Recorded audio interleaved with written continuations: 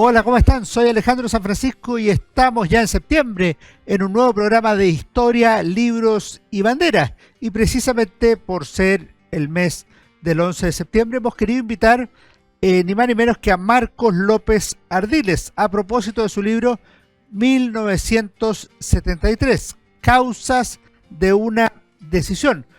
Marcos López fue militar, llegó al generalato. También es un destacado historiador militar a quien tengo el gusto de conocer hace algunos años.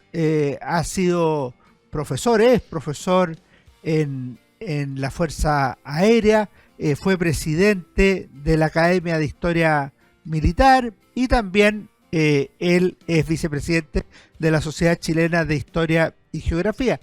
Es un amante de la historia, del patrimonio, de las tradiciones nacionales, no exclusivamente militares, y por eso para mí es un agrado tenerlo en este programa. Yo a veces le digo general, porque así lo conocí, si se me sale me lo disculpan. ¿Cómo está, Marco? Muy bien Alejandro. Muchas gracias, muy contento de estar en este programa porque, dicho sea de paso, son pocas las oportunidades en que los militares activos o en retiro tenemos oportunidad de conversar. Tal vez nuestro propio aislamiento profesional nos deja en una burbuja, y creo que es muy bueno que tener esta relación y escucharnos. Así que muchas gracias por la invitación. Qué bueno, pues. Oiga, cuéntenos un poco de usted antes de entrar al libro y al tema que nos convoca.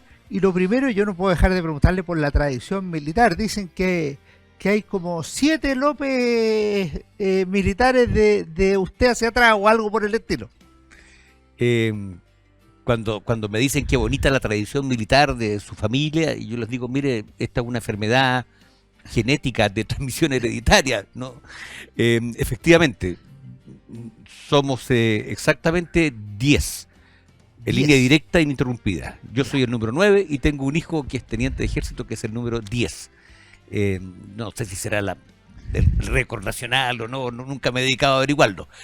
Pero nada de eso, aparte de enorgullecernos naturalmente, en la familia cada uno, como en todas las profesiones, cada uno se teje su futuro. Y cada uno se teje su trayectoria. En nada debe pesar esa condición de los antepasados. Y eso le hacemos empeño. Pero puede haber un legítimo orgullo por la tradición militar de la familia. Sin duda. Cada uno efectivamente tiene que hacer su pega, pero... Sin duda. Y fíjese que somos 5 bajo la bandera del Reino de Chile, bajo la monarquía. 4 la monarquía y 6 en la República. Perfecto. Bien, pues general.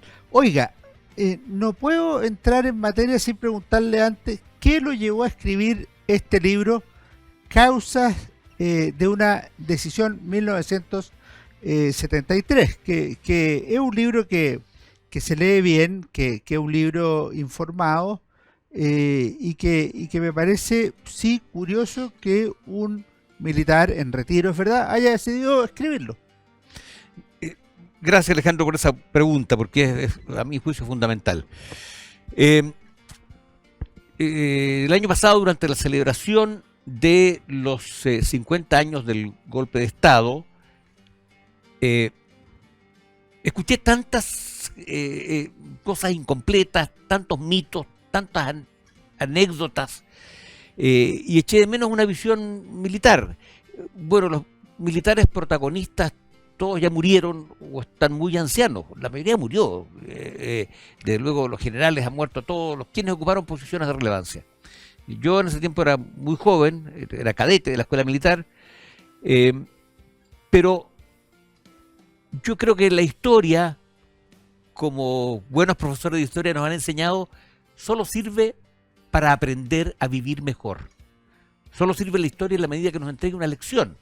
Esa historia de almanaque o esa historia de enciclopédica sirve de poco. Y yo creo que la única forma de aprender la lección es saber la historia completa. ¿Qué nos pasó? ¿Por qué llegamos a esa tragedia nacional de la cual nadie puede ufanarse, Alejandro? Y yo creo que era indispensable saber qué razones tuvieron los altos mandos de las Fuerzas Armadas para tomar la decisión más difícil de la historia de Chile. porque la guerra del Pacífico, la revolución del 91 fueron decisiones políticas y de entes civiles. Aquí fueron los militares los que tomaron una decisión de la mayor trascendencia y que tuvo enormes costos para el país y enormes beneficios, dirán otros, pero fue una decisión trascendental. La única manera que aprendamos es conociendo la historia completa. A mí me preocupa enormemente cuando vuelvo a escuchar discursos encendidos. Cuando vuelvo... Como si fuera tema presente. Claro. A ver, de la juventud cada vez se lo puedo entender, porque todos fuimos jóvenes, Alejandro, tuvimos adrenalina y todos tuvimos... Pero cuando escucho a algunos sesentones volver a discursos sin haber aprendido nada, me preocupa muchísimo, muchísimo. Y por eso es el libro. El beneficio, el libro no tiene ningún afán confrontacional, nada. Todo lo contrario, pretende ser un aporte a la sociedad para que no volvamos a repetir nunca más lo que nos ocurrió. Usted nombró de pasada que es verdad que no fue protagonista, pero usted ingresó a la escuela militar durante la Unidad Popular, ¿es así? Claro, claro. Cuéntenos primero cómo ingresó. Hay una foto por ahí con su mamá, me parece, y cómo vivió en la escuela militar el tema propiamente militar. No entremos todavía en temas políticos. En ese tiempo entrábamos a la escuela militar a lo que hoy día es segundo medio. Hacíamos segundo, tercero y cuarto medio. Aún llamábamos cuarto, quinto y sexto de humanidades. Éramos muy chicos. Yo entré a los 15 años recién cumplidos. Tuve compañeros de 14 años y tuve un compañero de 13 años. 13 años de uniforme, 13 años aprendiendo a disparar, a lanzar granadas, una cosa que hoy día se te venía bastante curiosa, pero así era la formación.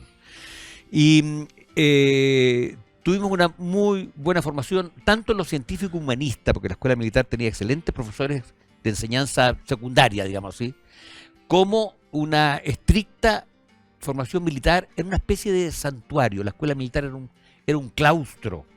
¿No? Su misma configuración arquitectónica, Alejandro, esto de este cemento duro, como la pensó el arquitecto Juan Martínez, le daba esa condición. Por eso que a mí cada vez que la escuela militar le quieren poner plantitas y adornitos y no, esa no era la idea del arquitecto. Tiene que ser un claustro duro. Porque así se entendía que era la formación de un soldado. Bueno, el ejército pretendió siempre que nosotros estuviéramos aislados de la política, aislados. Y cuando salíamos Franco, el año 72, empezamos a notar a veces que alguien o nos echaba una talla o nos decía qué hubo y hasta cuándo, por qué no reaccionan. Eso de las familias, los amigos. Claro, pero en general el ejército a los cadetes nos trató con éxito, de mantenernos aislados. Y la única vez que quisimos, lo cuento en el libro, la única vez que quisimos hacer una especie de demostración de cadete, una tontera juvenil. Lo sorprendieron antes. Nos pillaron. Y que consistía en que llegaba el presidente de la República, Salvador Allende, a la escuela militar, en una ceremonia, y cuando dijera buenas tardes, escuela militar, no le íbamos a contestar. Mire, una tontera. Eso es impresentable. Claro. Y el director de la escuela militar supo esto, y nos llamó severamente la atención, porque era el presidente constitucional de la República. Sí. Y no merecía el agravio que pretendíamos hacerle. Así que nos tiraron la oreja a estos mocosos de uniforme y lo entendimos. O sea, es un ejemplo de cómo el ejército trató de mantenernos aislados de la coyuntura política. Ahora, entrando en el tema de su libro, usted recuerda con razón la lamentable situación en que estaba el ejército en los años 60, en términos de promoción profesional, en términos de equipamiento, incluso que en alguna medida llevaron al tacnazo. Cuente cómo lo percibió usted en su tiempo, cómo le contaron sus antepasados, o cómo lo ha estudiado históricamente. A ver, yo aquí tengo una mirada que tal vez no sea coincidente con la de todos los militares. En primer lugar, yo dejo claro que yo hablo representándome a mí mismo. A usted mismo, sí. Y a veces lo hago mal, incluso eso. En consecuencia, hablo por mi persona. Claro, yo escuché en sobremesas padres, tíos, abuelos, y las pésimas condiciones en que estaban el equipamiento de las Fuerzas Armadas. No había combustible, no había munición para entrenamiento, los sueldos bajísimos. En fin, esto ocurría para todas las Fuerzas Armadas. Y esta situación fue tan grave que desembocó en una protesta gremial, porque eso fue finalmente la del general Vió. Es una cosa inédita en Chile y totalmente reprobable en cuanto a la disciplina. En ese tiempo el general Vió, por esta acción, contó con el apoyo espiritual, digámoslo así, del resto de los militares y de las Fuerzas Armadas, pero sin duda un acto muy reprobable. Que no pretendía un golpe de Estado, eso quedó claro a las primeras horas, a pesar del susto provocado, ¿cierto? Y natural, porque se acuarteló un regimiento con un general que se negaba a pasar a retiro, es una cosa muy, muy rara. Pero hay una clara falta de comunicación, yo creo, entre el ejecutivo de entonces, llámese Frei, Alessandri, o... los ministros. Con la Fuerza Armada, con los ministros. Yo incluso me permito hacer alguna imputación a los comandantes en jefe. No sé, realmente no sé si ellos con verdadera energía expresaron las necesidades de las Fuerzas Armadas. No. Los militares tenemos una condición que es muy positiva. Nos subordinamos con facilidad al poder político porque así debe ser. Pero esa subordinación no será a veces, Alejandro, que nos provoca un sentimiento de cierta sumisión. Y eso sería una torpeza. Retiro esa palabra. De cohibirnos de expresar la verdad. ¿No habrá un poco de eso? Y si fuera así, sería una torpeza. Absolutamente. Porque se tiene que decir la verdad, se tienen que plantear los problemas y resuelto por el Poder Civil se obedece. Alejandro, a ver, el Estado tiene en sus comandantes en jefe del Ejército, de la Armada, de la Fuerza Aérea y en el general director de Carabineros e Investigaciones a los 5 mayores expertos en seguridad nacional. Si esos expertos en seguridad nacional se inhiben de dar su opinión con energía, no nos sirven. No nos sirven. Y cuando digo con energía, hasta sugeriría hacerlo por escrito, porque eso impacta a los políticos cuando las cosas les llegan por escrito. Será de su responsabilidad, su excelencia, para la historia, si no se toman medidas en este y este sentido. Ahora, no lo sé a ciencia cierta, porque los comandantes jefes deben hacerlo y así lo hacen con reserva, ¿cierto? Estos consejos al presidente no se le dan por la prensa, ni en una entrevista. Claro. Así que yo confío que eso se hace y se hizo, pero no sé si se hizo con la suficiente energía. A mí yo siempre pongo hay una cosa que me impacta dentro de las tantas cosas que me impactaron durante la Unidad Popular y que lo refrendo en mis clases a mis alumnos. El presidente constitucional de Chile, legítimamente elegido, con un poco más de un tercio como fuera, pero legítimamente elegido, desde el día 1 de la semana 1 de su mandato, fue custodiado por un grupo inconstitucional. Sí, claro. Por un grupo de terroristas indultados. Por el GAP. Por el GAP. Una cosa que parece asombrosa. Pero esa rueda de carreta la tragamos todos. Fue tolerado institucionalmente. Fue tolerado. General, a propósito de que nombra al presidente Allende, usted dice en su libro que el presidente Allende, a diferencia de los anteriores, como así lo muestra la historia por lo menos, sí tuvo una política hacia las Fuerzas Armadas. Y quería que se refiriera un poco a eso sin entrar en los ministros militares, que vamos a ir después. Sí. A ver, yo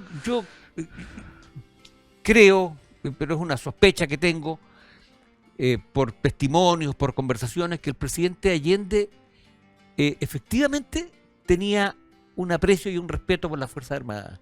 Usted destaca su servicio militar. Destaco que hizo el servicio militar. El presidente era muy adepto a ir a los cuarteles, a conversar con los militares. A diferencia de muchos políticos, sabía de grados, sabía cómo tratar y a cada uno. En las ceremonias a veces lucía una medalla, que es la medalla que él se había ganado como conscripto, siendo el mejor conscripto del Regimiento Coraceros de Viña del Mar. Claro. El mejor conscripto de ese año. O sea que yo tiendo a pensar que eso era genuino. Pero por otra parte, y aquí vemos el efecto político, el presidente Allende se daba cuenta que para llevar adelante su proyecto era necesario contar con el apoyo de las Fuerzas Armadas. Y en ese sentido era indispensable darle apoyo a las Fuerzas Armadas. Y después de una verdadera postración en cuanto a adquisiciones para las Fuerzas Armadas y en cuanto a sueldos incluso de los gobiernos anteriores de don Eduardo Frei y de don Jorge Alessandri, Allende hizo mejorías notables en esos 3 años. Lo que sí a mí me intriga, Alejandro, no sé si esto lo comparte usted conmigo, es cómo el presidente Allende, teniendo este proyecto final de instaurar en Chile un gobierno marxista, no me atrevería a calificarlo de dictadura del proletariado, no quiero ponerle adjetivo, pero quería un gobierno marxista en forma. ¿Cómo él no conquistó o no logró la adhesión de las Fuerzas Armadas, que era indispensable? Es indispensable para el presidente Maduro hoy día tener esa adhesión de las Fuerzas Armadas. Fue imprescindible para los nicaragüenses. O sea, es indispensable. Si cualquiera que lleve un proyecto político, si usted y yo, Alejandro, nos ponemos de acuerdo y decimos, hagamos esto, Marcos, listo. Pero primero luego tenemos que contestarnos a los militares. Sin los militares no hacemos nada, Alejandro. ¿Cierto? A la salida del programa nos ponemos de acuerdo. General, vamos a hacer un pequeño alto y volvemos en unos segundos más a seguir conversando sobre este interesante libro, 1973, Causas de una decisión, de Marcos López Ardiles. Hola, estamos juntos, claro, juntos, todos los días, todo el día, en Radio Agricultura y en Agricultura TV. Sé parte de la comunidad de Deportes en Agricultura. Escúchanos aquí en Radio Agricultura 92.1. Entretención aquí en Agricultura y Agricultura TV. Búscanos en redes sociales como Deportes en Agricultura. Síguenos en agricultura.cl. Síganos en todas nuestras redes sociales. Síguenos en TikTok como Deportes 921.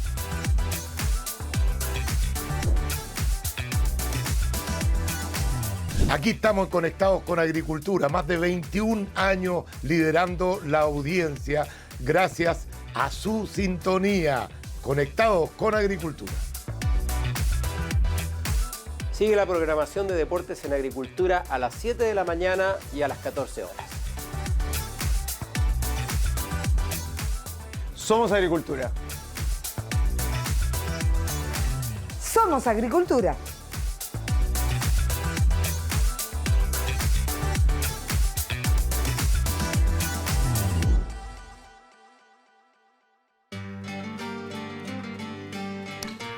Volvemos con Marcos López Ardiles, 1973, Causas de una decisión, publicado por la Academia de Historia Militar.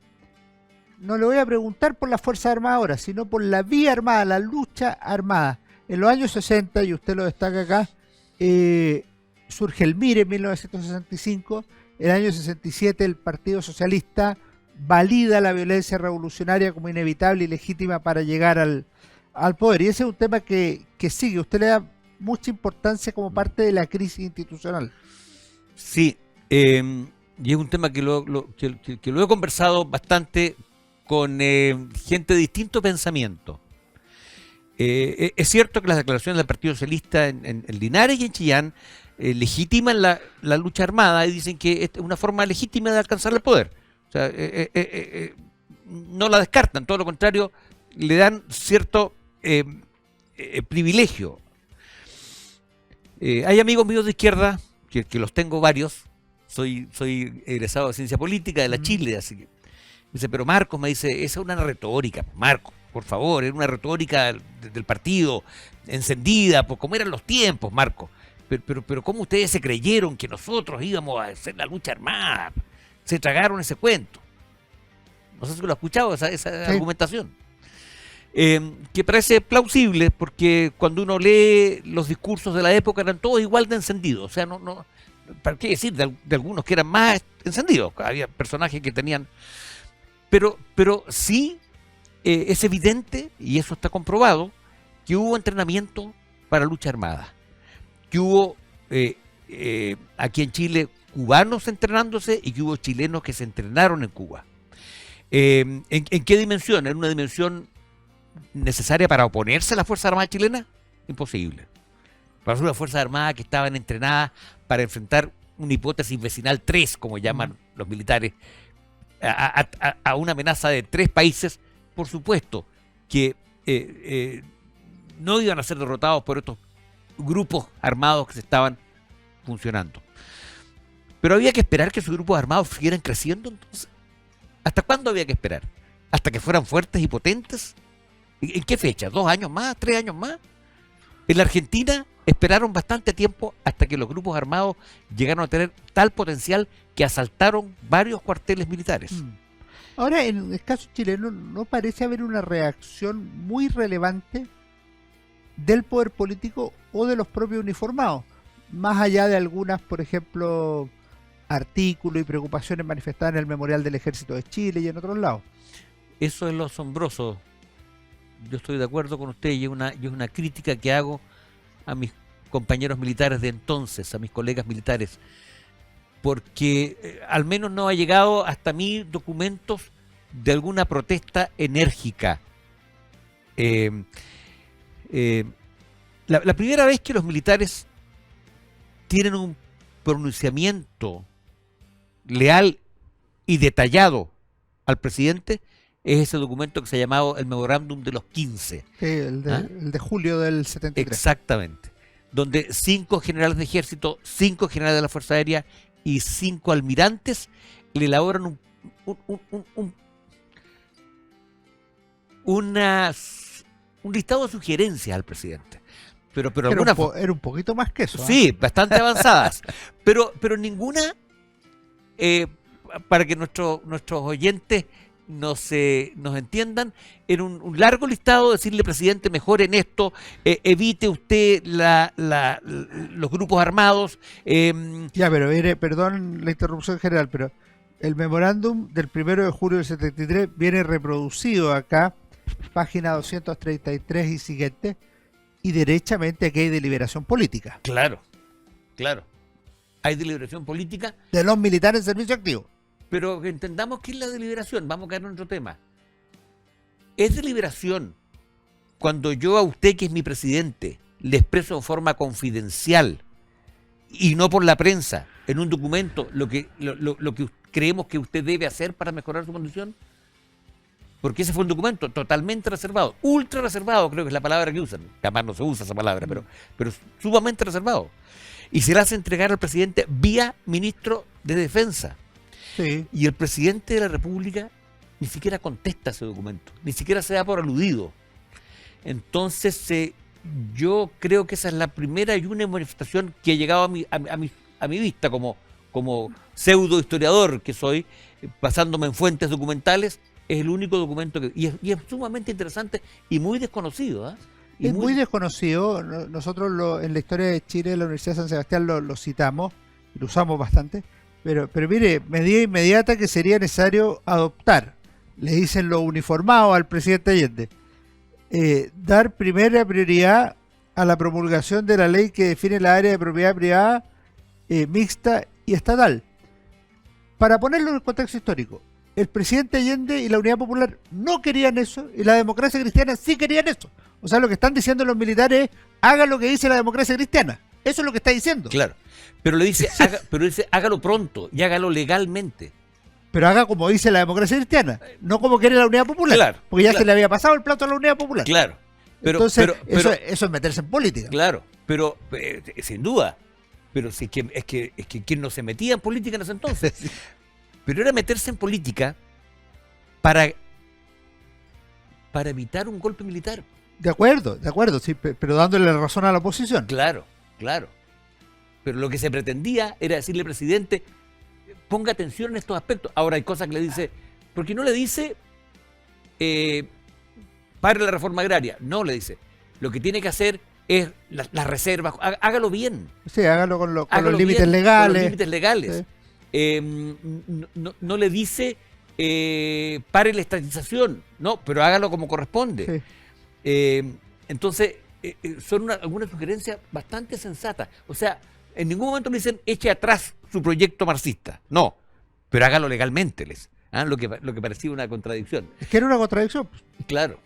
Si la mayoría está en contra de eso. Claro. Entonces, yo no sé si antes de su documento hubo suficiente energía para representar al presidente de la República y a los ministros hacia dónde iba a llevar el país, hacia el grado de polarización que conducía a los grupos armados. Ahora, por esos mismos días, hay otra reunión que usted señala y que aparece referida por algunos generales, que es la reunión con el presidente Allende, en que básicamente le dicen no vamos a integrar el gabinete, en que Prats se hace acompañar con algunos generales. Claro, es muy notable eso, ¿eh? Y lo que le dice el presidente Allende es terrible, po. Ustedes ganan ahora porque tienen las armas. Claro, claro. Eso se produjo cuando quería nombrar por segunda vez al general Prats. Y el general Prats, él no va y les dice a un grupo de generales, a 3 o 4 generales, entre ellos el general Pickering, dice, bueno, vayan a hablar con ustedes, el presidente. Si ustedes no quieren que yo sea ministro otra vez, bueno, vayan y planteen eso al presidente. ¿Y por qué los generales no querían que fuera ministro?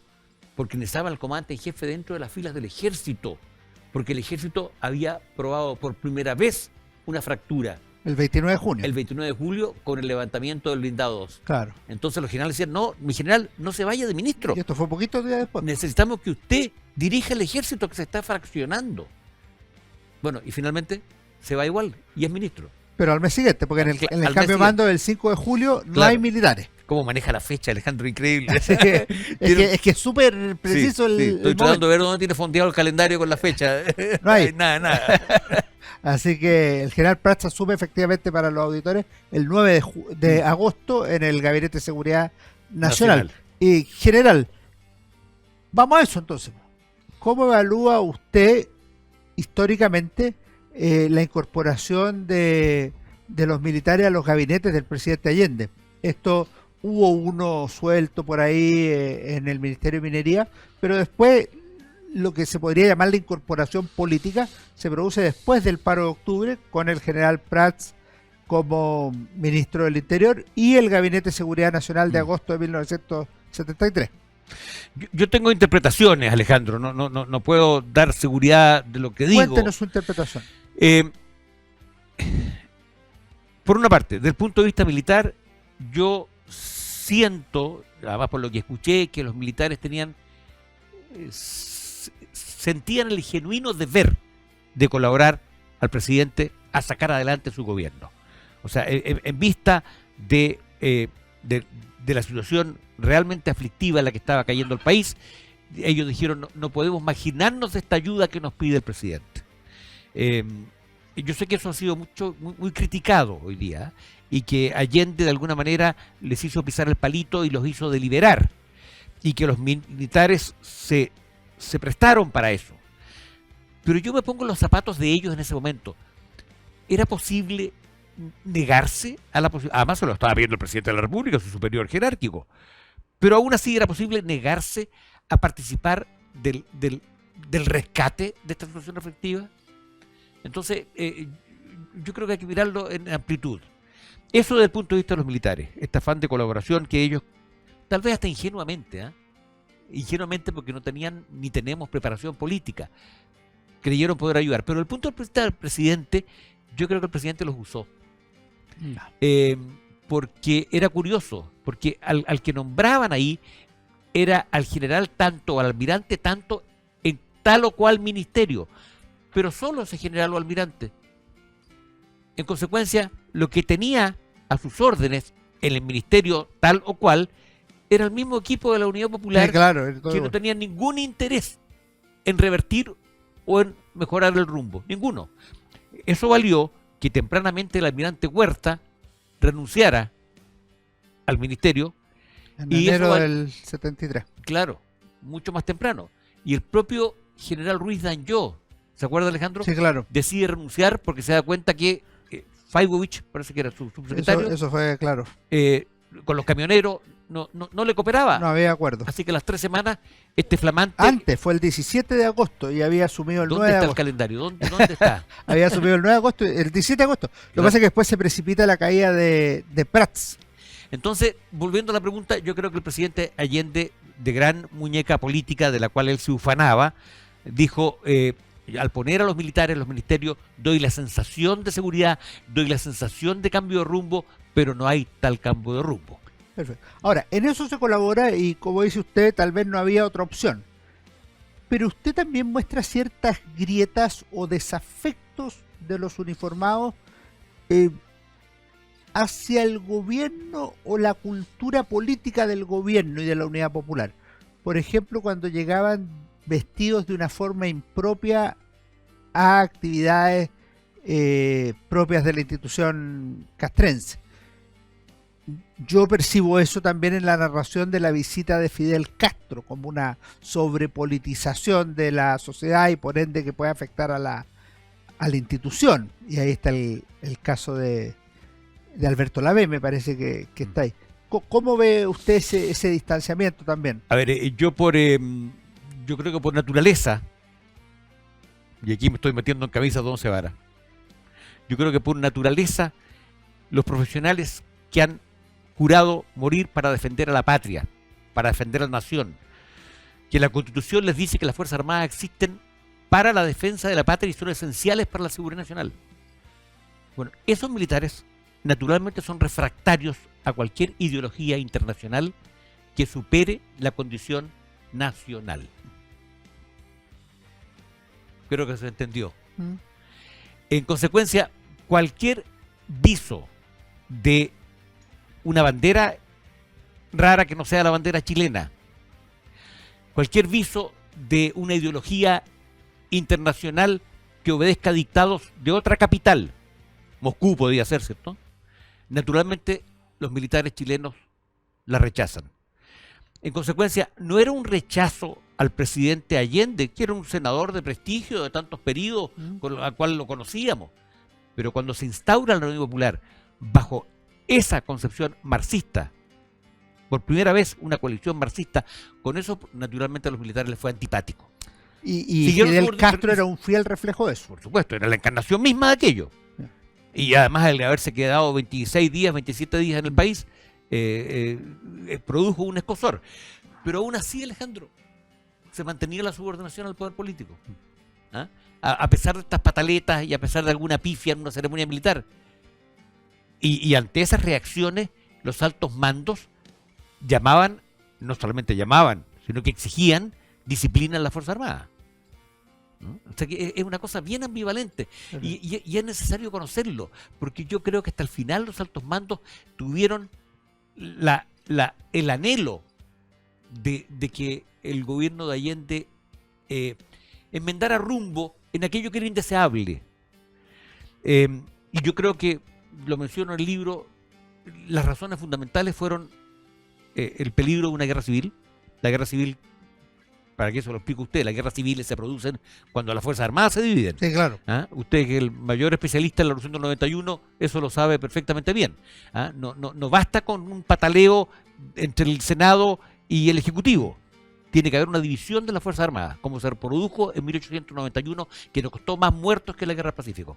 Pues bien, el temor era ese, se repetía. ¿Y sobre qué base? Sobre la base del levantamiento del blindado 2, que hubo una fractura. ¿Cuántos coroneles super, como el super se llamaba el comandante blindado? El blindado. ¿Cuántos super más podían surgir? ¿Qué significaba eso? Y en algún minuto se va a hacer insostenible. Exactamente. Y además, junto a eso, se descubre esta infiltración en los buques de la escuadra. Entonces, había todos los síntomas para una guerra civil. Pero además había un factor que rara vez se toca, yo en el libro lo toco con mucha fuerza, porque eso no está muy escrito, pero lo escuché en muchas reuniones de sobremesa. Además me tocó que mi papá era el oficial de operaciones de la 6ª División en Iquique. En consecuencia, la inminencia de una invasión peruana. Sí.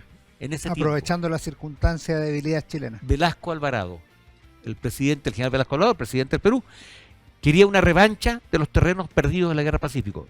Y se había armado el Perú de una manera inusitada, llegando a ser la mayor potencia militar de América Latina.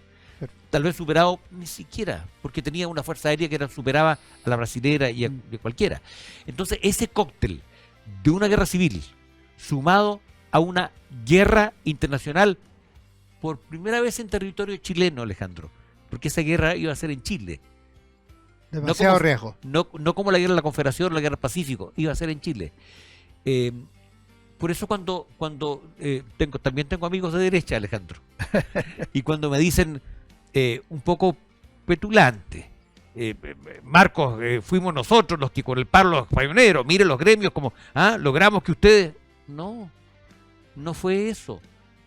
Fue legítimamente el temor a que se acabara Chile. Porque si las Fuerzas Armadas están para la defensa de la patria y son esenciales para la seguridad nacional, ¿qué pasa cuando se acaba la nación? Se acaba lo que tienen que defender. Cuando se acaba. General, vamos a hacer el último alto y volvemos a seguir conversando sobre 1973, causas de una decisión del general Marcos López Ardiles.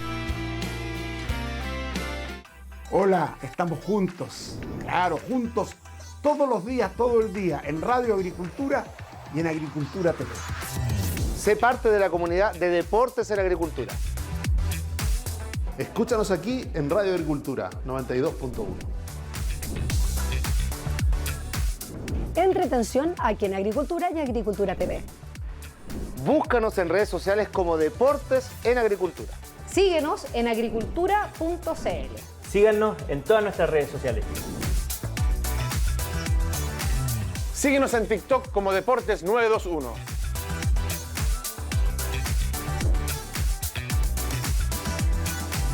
Aquí estamos conectados con Agricultura, más de 21 años liderando la audiencia gracias a su sintonía. Conectados con Agricultura. Sigue la programación de Deportes en Agricultura a las 7 de la mañana y a las 14 horas. Somos Agricultura. Somos Agricultura.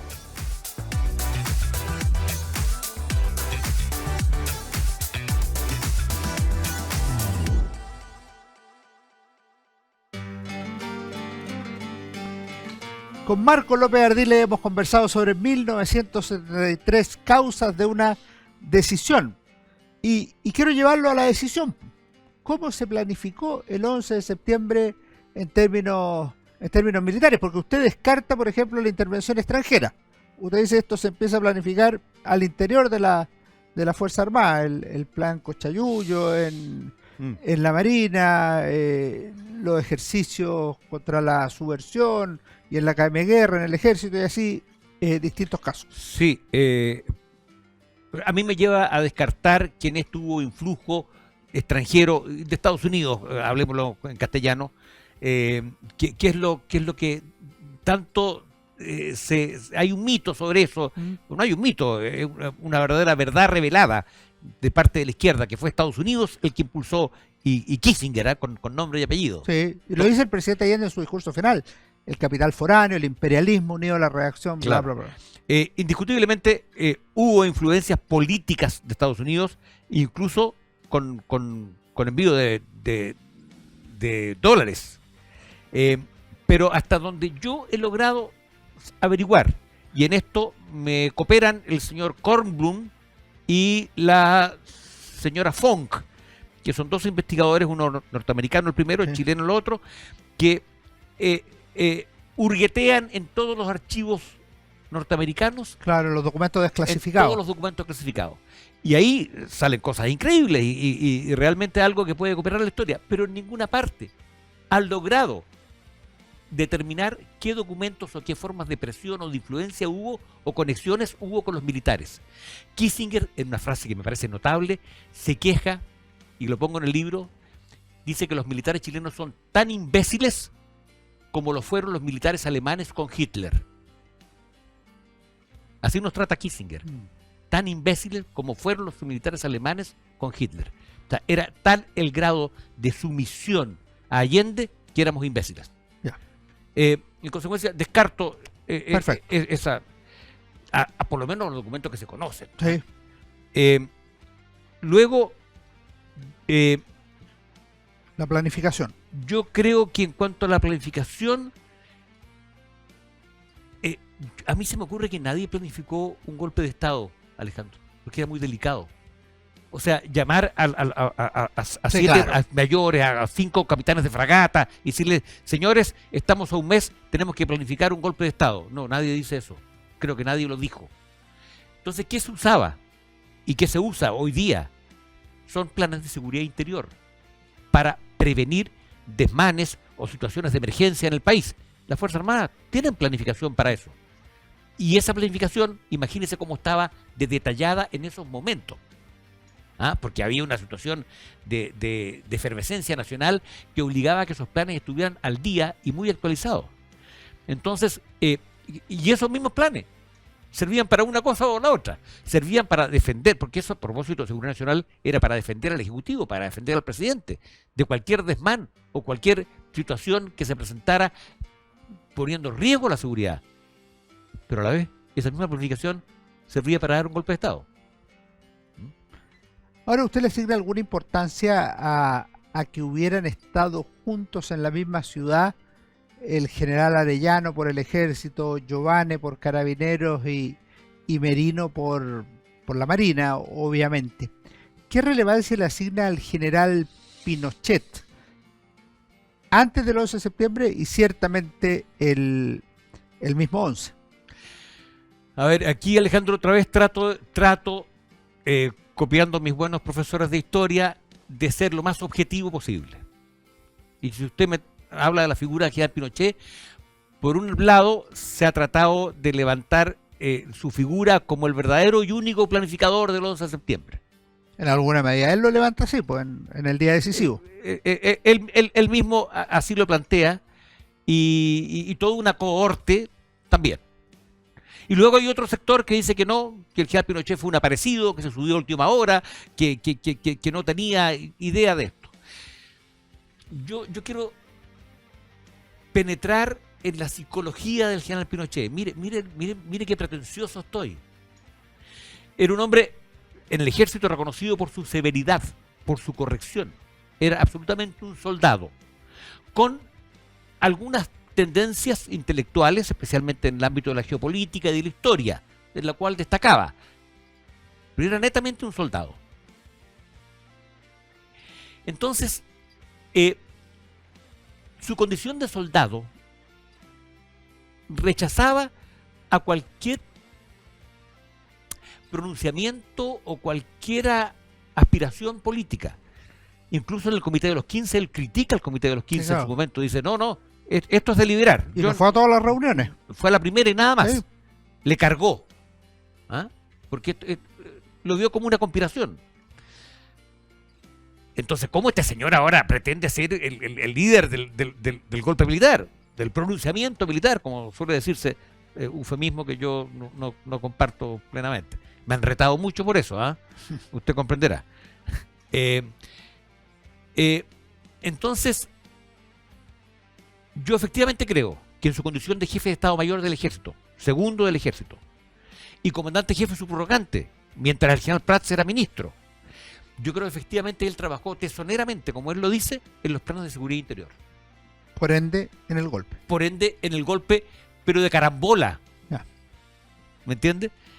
Pero como era de profesional, de estricto, de minucioso, sí, lo que él describe, que iba personalmente a la Academia de Guerra a ver cómo estaba la planificación, yo creo que es así. Y además me lo han contado los que eran alumnos de esa época. Le quiero hacer una pregunta personal a usted. 10 de septiembre de 1973 en la Escuela Militar. ¿Qué pasó ahí? Y Nilo, ¿cómo se dice? ¿Flodi o Fludi?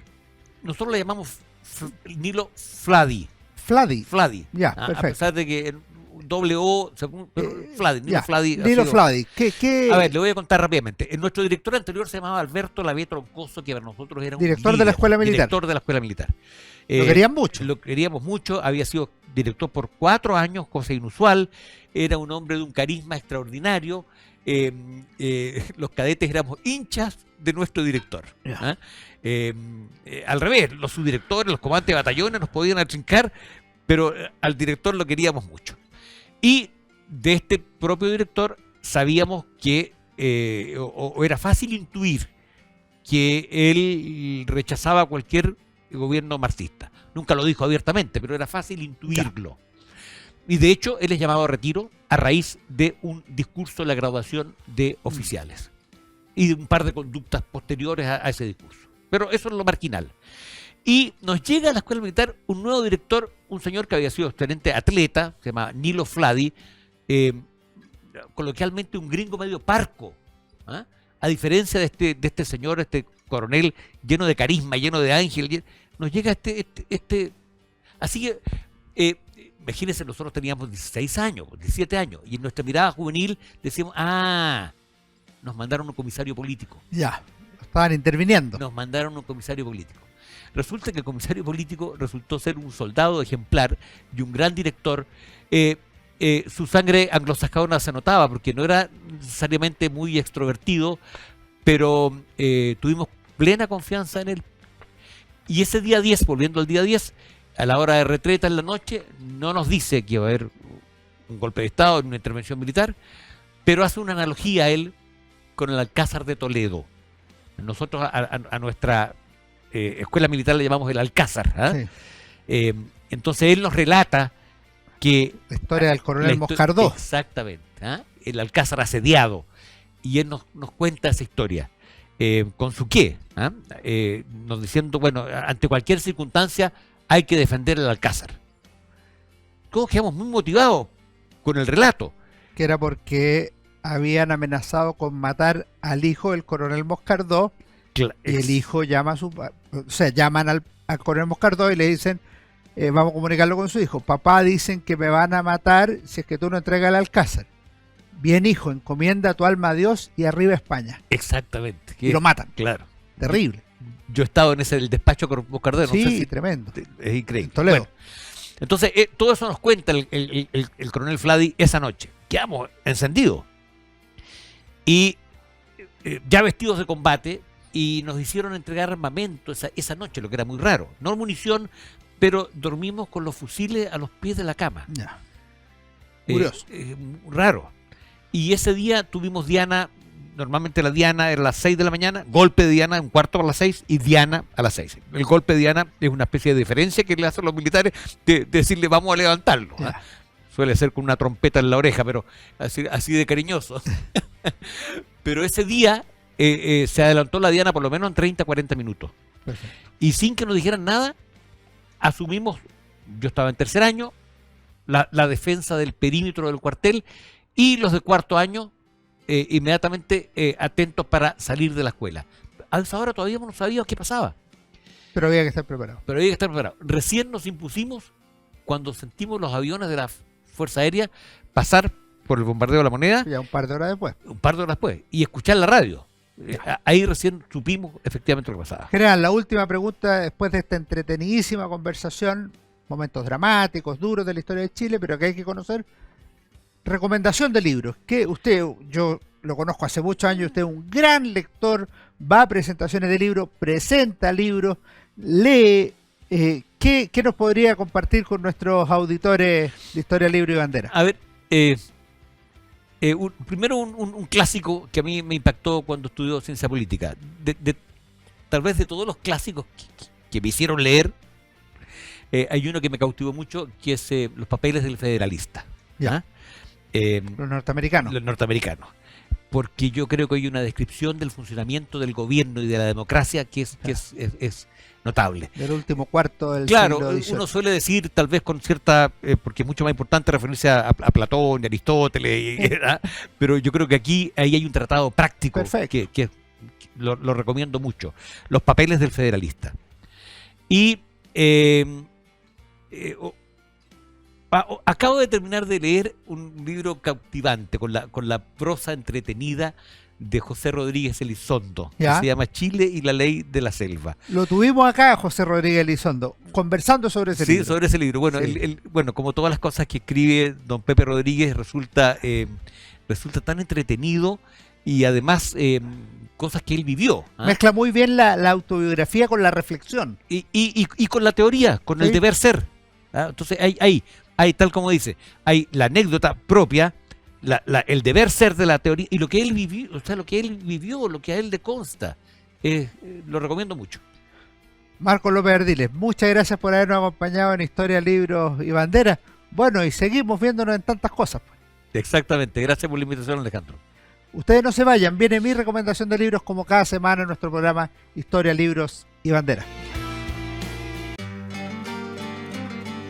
Hola, ¿cómo están? Soy Alejandro San Francisco y esta semana en Historia, Libros y Banderas nuestra recomendación de libros es Ego Sum Pinochet, entrevista hecha por Raquel Correa y Elizabeth Subercaseaux al entonces gobernante Augusto Pinochet en 1989. Como dice la contratapa, Raquel Correa y Elizabeth Subercaseaux, célebres periodistas chilenas por sus magistrales entrevistas a relevantes personajes, se juntaron para realizar una tarea que parecía imposible: interrogar a fondo, sin cuestionarios previos ni asesores presidenciales, al hombre que ha regido durante 16 años el destino de Chile. Y tiene la ventaja esta entrevista de tratar los más diversos temas, desde los primeros pasos, la infancia, los estudios, temas históricos de interés, la política de Chile antes de 1973, el 11 de septiembre de ese mismo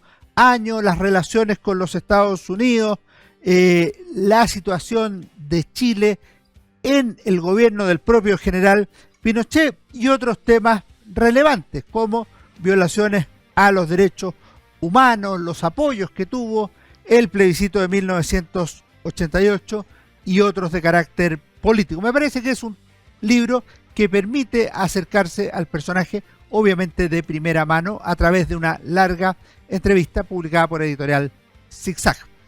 Que estén muy bien, nos vemos en nuestro próximo Historia, Libros y Banderas.